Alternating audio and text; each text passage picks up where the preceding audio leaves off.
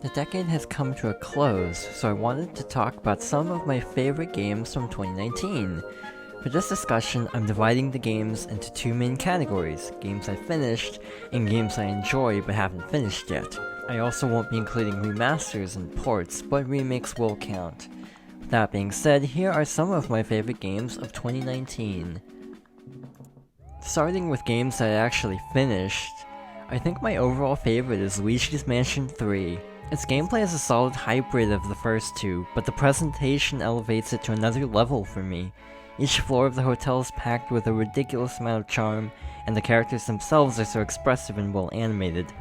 All of these things add up to make Luigi's Mansion 3 my favorite in the trilogy, and also the most fun game I've played from last year.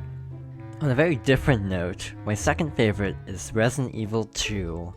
I like how it generally avoids relying on jump scares in favor of a tense atmosphere. In terms of gameplay, it's also surprisingly strategic with how tough the regular enemies are and how scarce ammunition is. I'm not sure how it compares to the original, as someone who has no nostalgia for the PS1 version, but as a standalone game, Resident Evil 2 is everything I hoped it would be. Another remake, The Legend of Zelda Link's Awakening, managed to fix most of my issues with the original game. The better controls are wonderful and improve the overall pacing of the game, since much less time is spent in menus. Even though the frame rate should have been better optimized, it's still my preferred way to experience one of my favorite Zelda stories.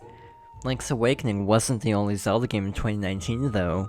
Cadence of Hyrule is an interesting mashup of rhythm game, roguelike, and top-down Zelda, but as someone who likes all three, it's a really fun time. It does have a fairly high learning curve, but it's also a lot more forgiving and accessible than the original Crypt of the Necrodancer, which is nice as someone who admittedly still hasn't been able to finish that game. Rounding out this list is Pokémon Sword. I actually enjoyed it a lot more than I thought I would, because of the amount of streamlining to the overall gameplay formula. The pacing just flows much better than previous entries in the series. My favorite part is the characters. The story isn't particularly memorable, but an unexpectedly great supporting cast made it much more enjoyable to me.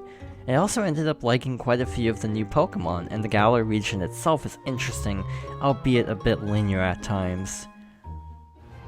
Moving on to games I haven't finished yet, Fire Emblem Three Houses is an immediate standout. I'm still not finished with my first playthrough at 65 hours, and there are still 3 more alternate story paths to eventually try. The core gameplay and battle is largely the same, so the highlight for me is the amount of things to do between story chapters. Along with a strong story, I really like the game's cast, so it's nice having more opportunities to get to know the various characters.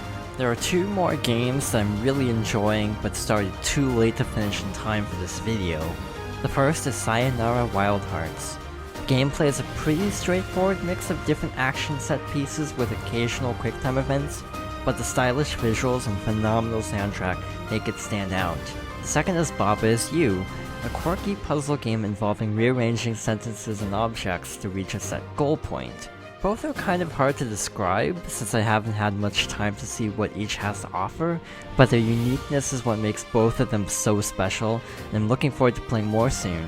I also haven't finished Bloodstained Ritual of the Night, the spiritual successor to the Castlevania series, because the Switch version is still kind of rough at the moment, and the next patch is stated for January, so I decided to give it another try once the update releases. The game seems really fun though, but I really can't recommend the Switch version at the moment.